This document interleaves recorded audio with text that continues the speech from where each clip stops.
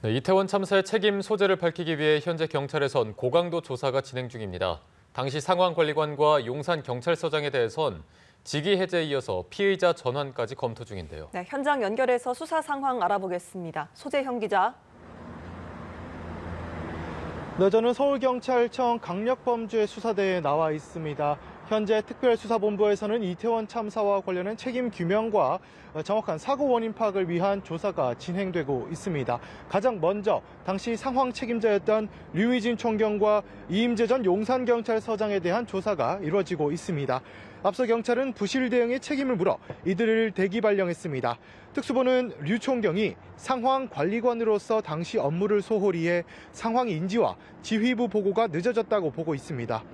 또 현장 지휘자였던 이 전 서장은 사고 현장에 늦게 도착하고 보고가 늦어 대응에 문제가 있었다고 판단하고 있습니다. 특수부는 업무상 과실치사 혐의 등 모든 가능성을 열어놓고 이들을 피의자로 수사하는 방안도 검토 중입니다. 한편 경찰은 용산경찰서 등 8개 장소에 대한 압수수색을 통해 확보한 자료들과 신고 내용 등도 분석 중입니다. 일단 사고가 일어나기 4시간 전부터 압사 위험이 있다는 신고가 11건 접수된 것으로 확인됐습니다. 이와 관련해 이태원 파출소와 용산경찰서, 서울청의 대응이 적절했는지도 수사할 예정입니다.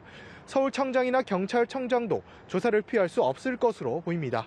또 용산소방서와 용산구청 등 타 기관의 책임이 없었는지도 들여다보면서 관련자 입건 여부를 검토 중입니다. 네, 일단 경찰의 부실 대응에 대해서 강도 높게 수사가 진행 중인 것 같은데 정확한 참사 원인에 대한 조사는 어떻게 이루어지고 있습니까? 네, 말씀하신 대로 경찰은 정확하게 사고가 어떻게 일어났는지 파악하는 데도 힘을 쏟고 있습니다.